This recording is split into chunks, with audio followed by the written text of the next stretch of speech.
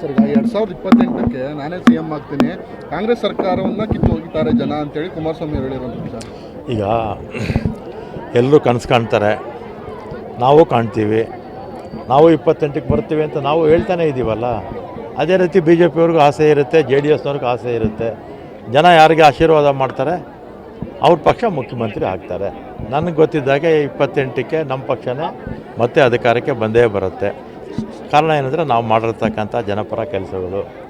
BJP ಅವರ ಆಡಳಿತದಲ್ಲಿ ಅವರು ಅವಕಾಶ ಸಿಕ್ಕಿದ್ರು ಕೂಡ 2 ಬಾರಿ ಕಿತ್ಲಾಡಿಕೊಂಡು 2008ರಿಂದ 13ಕ್ಕೆ 3 ಜನ ಮುಖ್ಯಮಂತ್ರಿಗಳು, ಮೊನ್ನೆ 19ರಿಂದ 23ಕ್ಕೆ 2 ಮುಖ್ಯಮಂತ್ರಿಗಳು ಕಿತ್ಲಾಡ್ಕೊಂಡು ಮನೆಗೆ ಹೋದರು.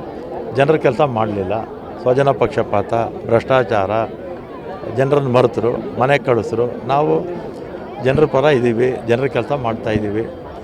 ಜನ ನಮಗೆ ಖಂಡಿತ ಮತ್ತೆ ಆಶೀರ್ವಾದ ಮಾಡೇ ಮಾಡ್ತಾರೆ, ನಾವೇ ಬಂದೇ ಬರ್ತೀವಿ. ದೇಶದಲ್ಲೂ ಕೂಡ ಪ್ರಜಾಪ್ರಭುತ್ವದ ದೃಷ್ಟಿಯಿಂದ ಮುಂದಕ್ಕೆ ಕಾಂಗ್ರೆಸ್ ಪಕ್ಷ, ಕಾಂಗ್ರೆಸ್ ಮಿತ್ರ ಪಕ್ಷಗಳು ದೇಶದಲ್ಲಿ ಅಧಿಕಾರಕ್ಕೆ ಬರಬೇಕು. ಇಲ್ಲಾಂದರೆ ಸರ್ವಾಧಿಕಾರಿ ಅಧಿಕಾರ ಏನು ನಡೀತಾ ಇದೆ ಈಗ ಅದೇ ಮುಂದುವರಿಯುತ್ತೆ.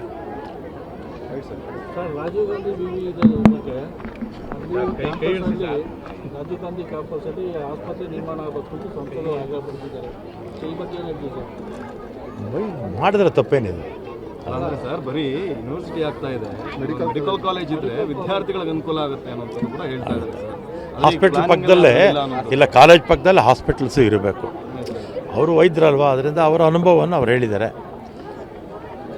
ಕಾಲೇಜ್ ಪಕ್ಕದಲ್ಲಿ ಇದ್ದಿದ್ರೆ, ಹಾಸ್ಪಿಟಲ್ಸ್ ಇದ್ದರೆ ವೈದ್ಯರಿಗೂ ಅನುಕೂಲ ಆಗುತ್ತೆ, ಇವನ್ ಪೇಷಂಟ್ಸ್ಗೂ ಅನುಕೂಲ ಆಗುತ್ತೆ. ರಾಜ್ಯ ಸರ್ಕಾರ ಪರಿಗಣಿಸುತ್ತೆ ಸರ್. ರಾಜ್ಯ ಸರ್ಕಾರ ಅದಲ್ಲ, ರಾಜ್ಯ ಸರ್ಕಾರ ಪರಿಗಣಿಸುತ್ತೆ ಸಲಹೆ.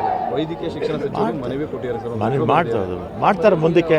ಮೆಡಿಕಲ್ ಕಾಲೇಜ್ ಆಗ್ತಾ ಇದೆ, ಕ್ಯಾಂಪಸ್ ಇಲ್ಲ, ಕ್ಯಾಂಪಸ್ಸು ಆಗಬೇಕು, ಹಾಸ್ಪಿಟ್ಲು ಆಗಬೇಕು.